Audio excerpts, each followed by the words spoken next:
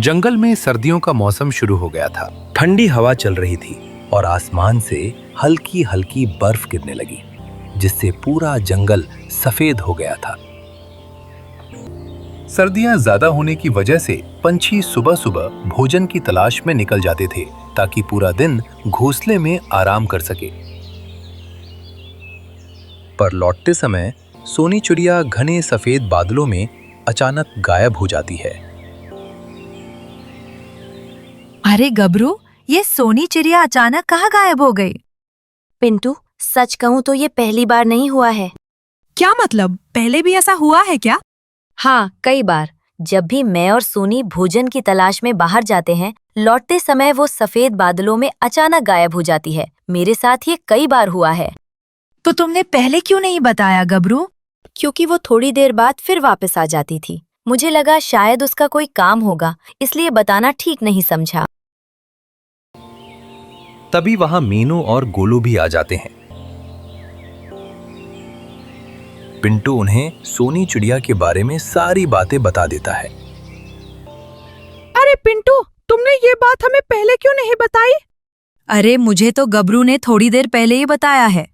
लेकिन गबरू, तुम तो सोनी चिड़िया के बहुत अच्छे दोस्त हो, फिर भी उसने तुम्हें नहीं बताया कि वो हर रोज कहाँ जाती है। लगता है शायद वो तुम्हें अपना सच्चा दोस्त नहीं मानती। हाँ, मुझे भी ऐसा ही लगता है। वैसे भी इस जंगल में ठंड बहुत बढ़ गई है। कौन जाने उसने कहीं नए दोस्त बना लिए हो, और क्या पता वो इस जंगल को भी छोड़ना चाहती हो। ऐसा बिल्कुल नहीं है, वो बहुत अच्छी है। हम उसके बारे में ऐसा नहीं सोच सकते। देखो, बात सीधी है। जब वो वापस आएगी तो हम सब मिलकर उससे पूछेंगे कि वो रोज कहाँ जाती है। बिल्कुल, हम ऐसा ही करेंगे। अब सभी पंछी सोनी चिड़िया का बेसब्री से इंतजार करने लगे। वे जानना चाहते थे कि आखिर वह हर रोज बादलों में गायब होकर करती क्या है। कुछ देर बाद सोनी चिड़िया वापस आ जाती है। उसे आते देख सभी पंछी उसके पास पहुंच जाते हैं। अरे सोनी, हमारे साथ आते समय तुम अचानक कहाँ गायब हो गईं? मैं उन सफेद बादलों में इतनी खो गई थी कि मुझे पता भी नहीं चला कि मैं जा कहाँ रही थी। क्या तुम हर रोज उन सफेद बादलों में खो जाती हो? नहीं, ऐसा रोज नहीं होता, कभी कभी ऐसा हो जाता है। लेकिन सर्दियाँ शुरू होने के बाद से तुम तो हर बार ही लौटते वक्त गायब हो जाती हो। बस कभी कभी थोड़ा अकेले उड़ने का मन कर जाता है, इसलिए चली जाती हूँ। अच्छा, चलो ठीक है, अब हम चलते हैं। इतनी ठंड में ज्यादा देर बाहर रहना ठीक नहीं है। सभी पंछी वहां से चले जाते हैं, लेकिन मीनू के दिमाग में कुछ और ही चल रहा था। मुझे लगता है कि सोनी हमसे कुछ छुपा रही है। हाँ, मुझे भी यही लगता है। कुछ तो है जो सोनी हमें बताना नहीं चाहती है।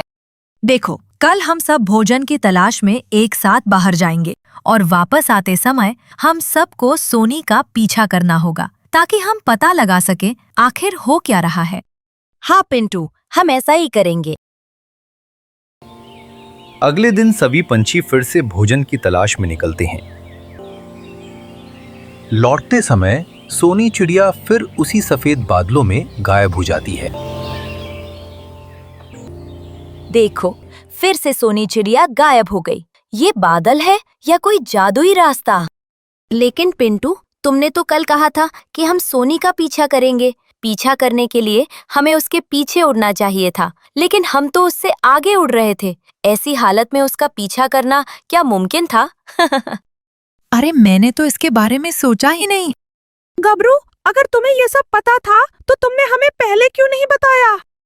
अरे मुझे अभी समझ आया। जब हम उससे आगे उड़ रहे थे तो हम उसका पीछा कैसे कर सकते थे?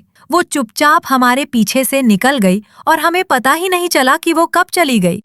तुम जो कह रहे हो वो सही है, लेकिन अब हम कर भी क्या सकते हैं? मुझे लगता है हमें कल तक इंतजार करना होगा। कल सुबह फिर से कोशिश करेंगे। नहीं, हम कल तक इंतजार नहीं करेंगे। अब बहुत हो गया। हम चारों को अलग अलग दिशाओं में जाकर सोनी को ढूंढना होगा। आज हमें किसी न किसी तरह सच जानना ही होगा। चारों अलग अलग दिशाओं में उड़ जाते हैं। बहुत देर तक ढूंढने पर भी सोनी चिड़िया कहीं नहीं मिलती। थक हार कर सभी एक पेड़ के नीचे बैठ जाते हैं। अब तो साफ है, सोनी कुछ ऐसा कर रही है जो वो हमसे छुपाना चाहती है। हाँ, मुझे भी यही लगता है। अगर उसे बताना ही नहीं तो हम क्यों उसके पीछे पीछे जाएं? हमें उससे दूरी रखनी चाहिए। बिल्कुल, मैं तो सोच रहा हूँ कि हम अब उससे बात ही ना करें। जो दोस्त अपने दोस्तों से बातें छुपाए, वो दोस्त कैसा?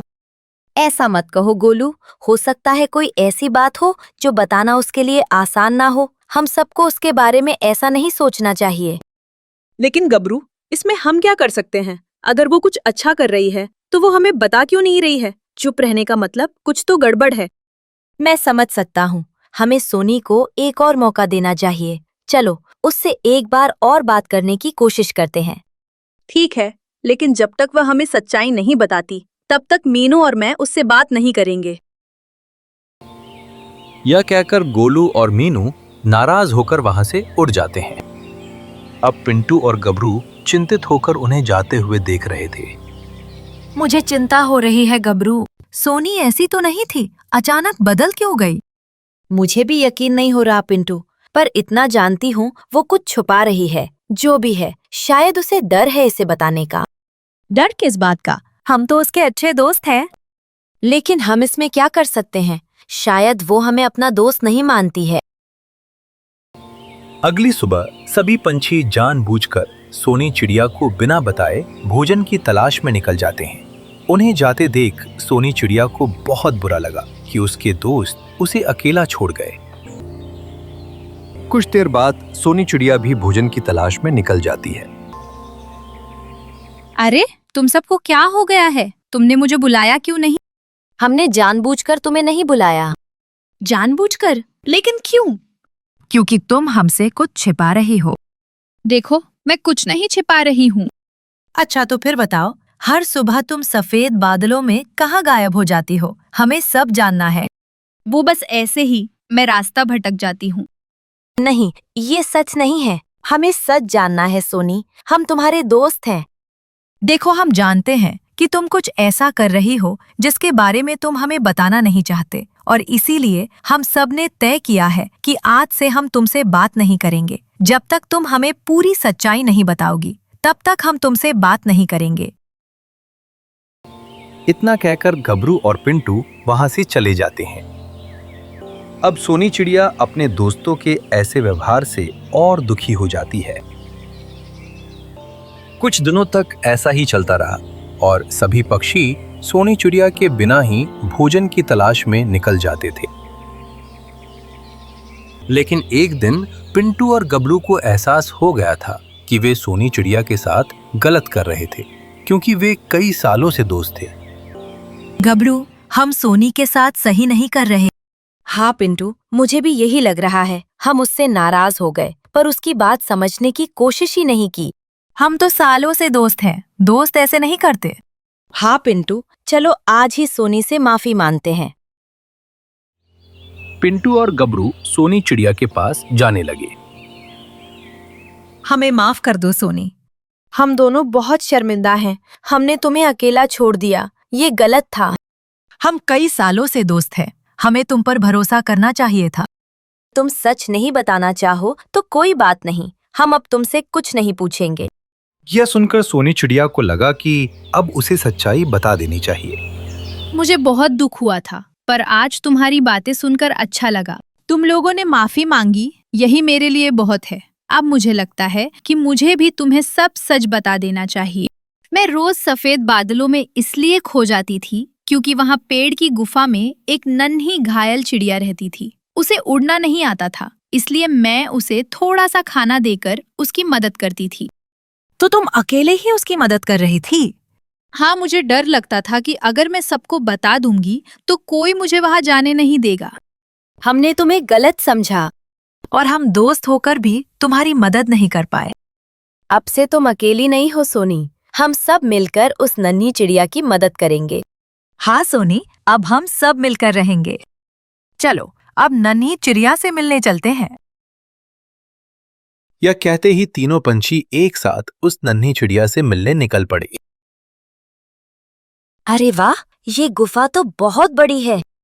हाँ गबरू, अगर कभी हमारा घोंसला टूट जाए तो हम यहाँ भी सुरक्षित रह सकते हैं।